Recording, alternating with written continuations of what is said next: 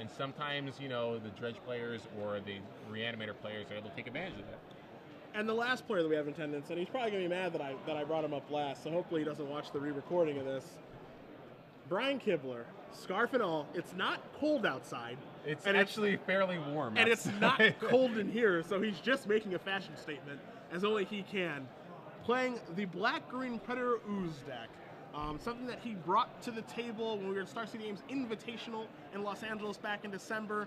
Not a lot has changed here, as you're going to see 4 copies of Arbor Elf, 4 copies of Lot Latrell, Strangaroo Geist, Dreadmangler, Predator Ooze, Wolfear Avenger, the Uvenwald Tracker. Then he's got 2 copies of Garrick Relentless, 4 copies of Abrupt Decay, 4 Rancors, and 2 Tragic Slips to go along with some lands. If you want a better idea of what's in Kibler's deck, read any article he's written in the past 3 months, and you will find out what his deck list is. Very, very traditional. And on the right-hand side, Jason Bulkowski. He's a player that has top-8'd 2 Open Series in Legacy. He always plays Dredge in Legacy, but we see him today here in Standard playing Mono Red. And he's playing the Saito Mono Red splashing green deck with Stormcroak Noggle, Cackler, Burning Tree Emissary, Flint War, Ash Zealot, Lightning Mauler. The funny thing about this matchup is I was talking to Kibler before the tournament, and I said, well, why didn't you play Green Black Ooze at the Pro Tour? He's like, oh, well, I was losing a lot to the red decks that had Rancor. So, fortunate for him, he's playing exactly that deck in round 2 of this tournament. So we'll see if that holds true for him, or if he's able to finally defeat these mono red decks. And this mono red deck that Jason is playing is the 18 land version. That's been pretty popular now. You know, I have no Hell Riders here, I'm going to assume. No, right? he's cut the Hell Riders. He has Boros Reckoner is topping out at 3. He's got 3 Volcanic Strength as well. Okay. And only 3 Rancors. So he upped the number of Pillar Flames, and he's got Searing Spears. So typical, although strange, he's got no 1-drop. And Kibler has the Mighty Predator Ooze. Predator Ooze, a card that we'll bring up on the screen here for you guys. This is like almost the poster child of Brian Kibler now. You know, before it was Rith the Awakener, but he's kind of downgraded a little bit here. So Kibler has his dream start, if you call this a dream. If you're not very imaginative, it's the turn 1 Arbor Elf, turn 2 Predator Ooze. The sequence of plays that Kibler has been dreaming of for the past 4 months.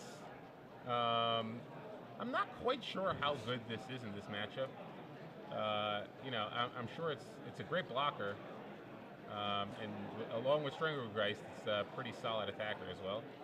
And now we do see 2 Strangaroo Geist coming across along with the Predator Ooze. Predator Ooze going to tick up, put a +1/+1 counter on it, and Jason immediately under the gun here. Now he does have, of course, a 3/3 Flint Hoof Boar, so it can block and not die, but how good is that really? Yeah, Kibler's still just gonna get one of his Geists back. I mean, he clearly has to block here, but the question is, does he just block? Or maybe he wants to take it and try to put a Volcanic Strength on the Flint Boar and try to get there. No, decides to block. I would be hard-pressed there to just take all 6 of that damage and move along when you're literally being given. I mean, if anything, he's going to block the Predator Ooze, you know, and just prevent that 2 damage. Now, does he want to block the Strangaroo Geist instead of the Predator Ooze? You know, who knows? He decides that's what he wants to do, and so now we'll see exactly what his strategy is going to be moving forward. As you do see, he plays a mountain this turn. For those of you new to Magic, that white-bordered land is, in fact, a mountain. You're probably not familiar with those if you were born after the year 1992. But again, he's got Boros Reckoner, which is a card you're probably going to need to stop this type of draw, but not sure if he has, without a 1-drop and being on the draw, Kibler might actually just have the exact type of thing. And he has the Abrupt Decay Reckoner too, so again, this probably isn't a great matchup for Kibler, but he's got the exact start he needs. Yeah, I mean, this game it's looking just fine. Yeah, I mean, being on the play and your opponent not having a 1-drop and you have a 1-drop, that's huge. Yeah. So he's just taking too much damage right here. You know, one of the things about the red decks in this particular format is I mean, it's a deck that doesn't play defense very well. No, doesn't play defense well, can't come from behind well. If he had Hell Rider, I would say maybe he has a chance, but deck doesn't even play Hell Rider anymore. He does have, it looks like he might have another Reckoner, which might help. But again, that Predator Ooze is at the point where it might just be big enough to start doing some damage. we're going to see an Ash Zealot here from Jason. And you do see a couple copies of Volcanic Strength in his hand. He can make one of the guys bigger. You also see a Searing Spear, and he's just going to pass back and threaten a Searing Spear here on one of Kibler's guys. But, you know, oddly enough, one of the things that's going to be a problem here, and you do see Predators just coming across, that's going to be the actual problem. It's just going to keep getting bigger, and there's nothing that can be done about it from a red deck. Yeah, that's the thing. Kibler did enough damage early with the Geist to bring Jason's life total low enough where Predator Ooze is just going to finish things off. And now you're going to see a post-combat Lotless Troll here from Brian. He is just going to pass the turn back. And Jason has a Searing Spear at the ready, trying to figure out what he's going to pull the trigger on, and he's just going to take care of one of those String Root guys, which I'm sure Kibler doesn't mind all that much. He's just pass the turn back. Jason draws a Burning Tree Emissary, one of the hot new cards from Gatecrash that I had not identified personally as being that great of a card, and I'm willing to admit I was very wrong. Yeah. Well, it'd be interesting to see if Jason's actually going to be able to win this game with the Reckoner, eventually blocking a really large Predator Ooze and you redirecting damage back. Yeah. You know, Runner, Reckoner might do it. Sure, I mean, there are definitely possibilities here. There's a chance, but it's tough, you know. As we're going to see Ooze the Boss. Kibler comes across with Predator Ooze, gets +1/+1 from attacking, kills a guy, gets +1/+1 again. And again, as you brought up, Reckoner is going to have to do something here. I think Jason has to attack. Jason has to attack with one of those creatures. He can't sit back. It's very difficult to attack here just because of Lotless Troll. And, you know, he can just block and regenerate. So yeah, but he's got a 4/4 First Striker.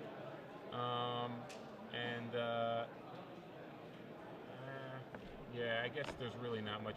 I probably should have held on to the Searing Spear and try to burn Kibler out, because I'm not sure what his plan is right now. That Predator Ooze is basically must be blocked every turn now.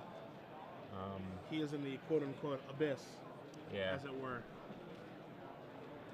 You see Brian going through the motions here, deciding what he wants to do, and you know he's been pretty happy with just attacking with Predators every turn. And you see him just going to do that again here. I think Kibler starts to realize, double Reckoner might actually lose me this game. Yeah.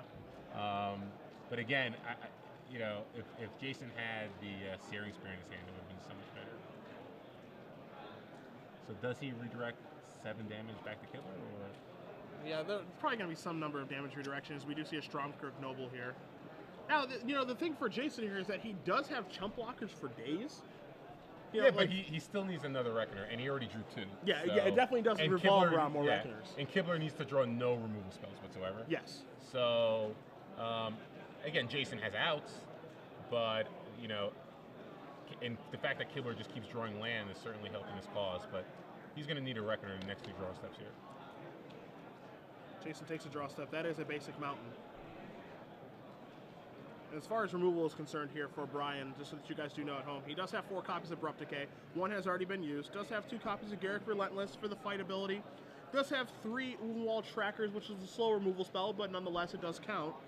2 Tragic Slips as well, and don't forget about those 4 Rancors that he can draw to as well to just end this game on the spot by putting it on Predators.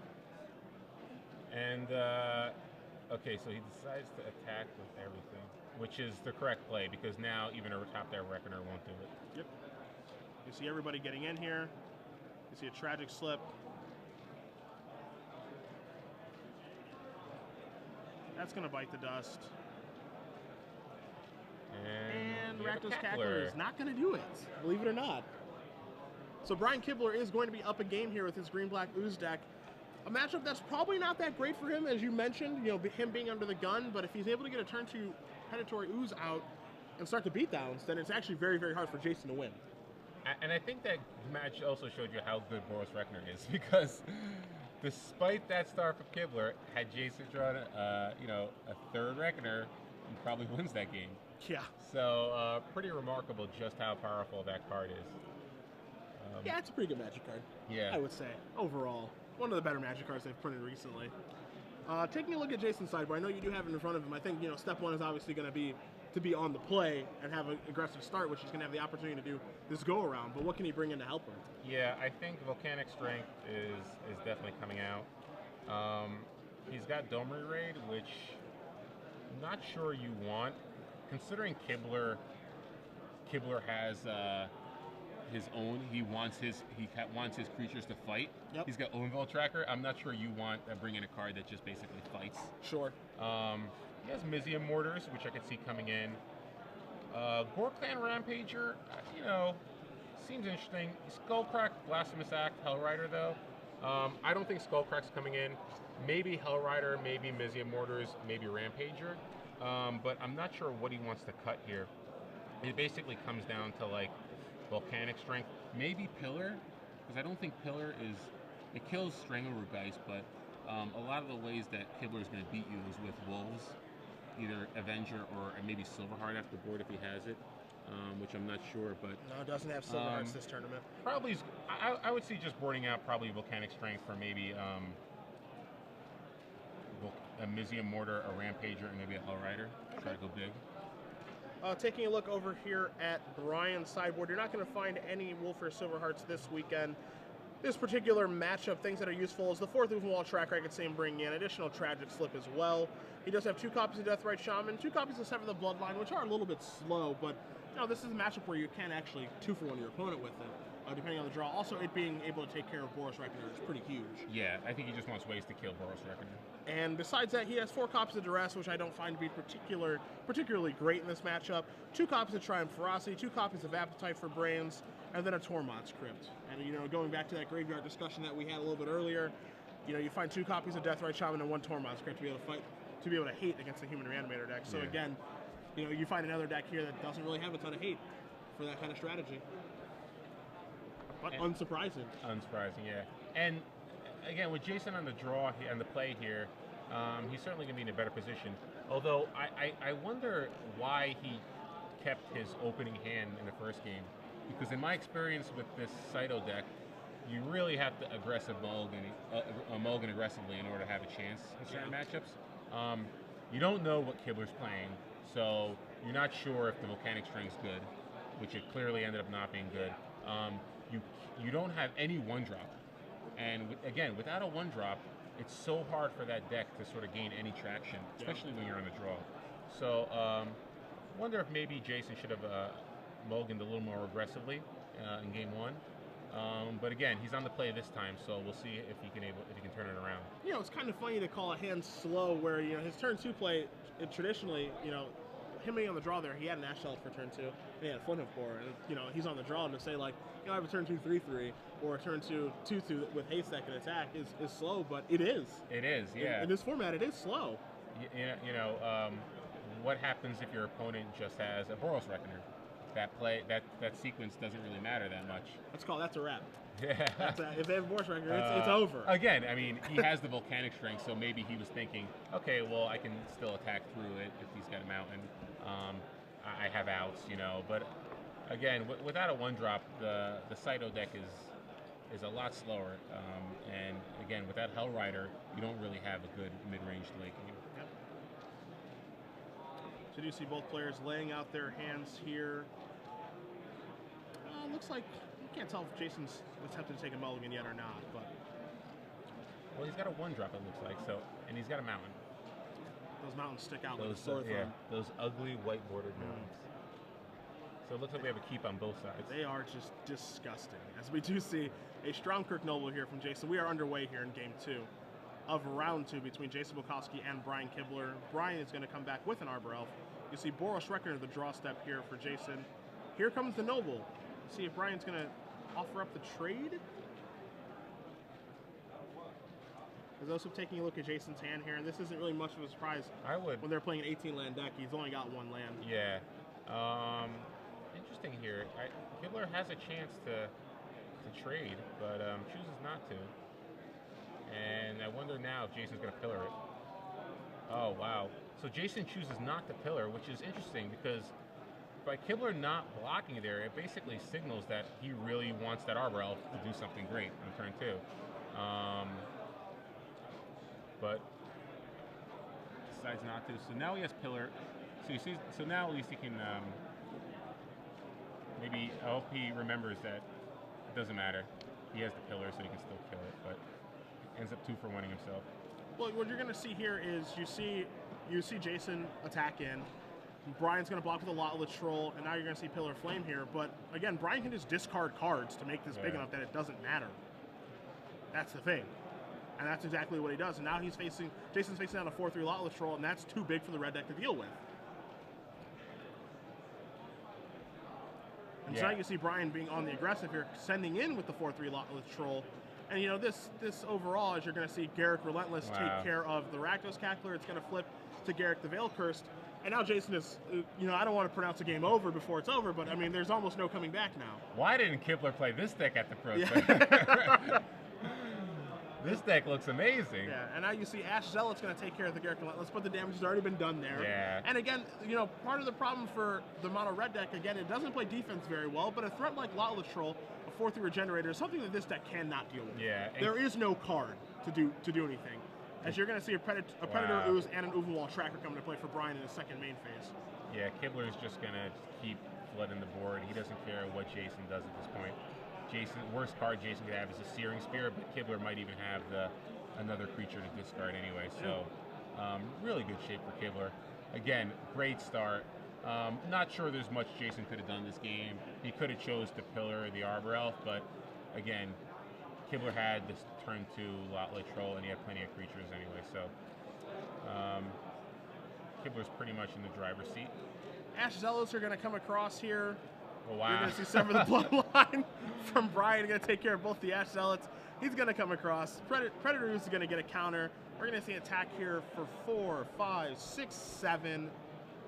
Everything's coming up Kibler today with this draw. Are we sure that's not John Finkel's scarf that he's wearing there? It might be. He might have purchased it online on the website that Tom Martell set up. Yeah, I hope he washed it. Yeah, Tom was sweating pretty badly at that point. So, yeah, there's the concession. So, you know, despite Kibler's apprehension about this matchup, looked pretty good in 2 games. It didn't feel bad to me from those 2 bad. games. I don't know what the testing showed with SS Channel Fireballs, I call it, their personal submarine that they test in. But, I mean, it looked pretty good there. Yeah, well, I don't know if that was so much Kibler's deck just getting amazing draws or Jason's deck just giving him nothing. I mean, again,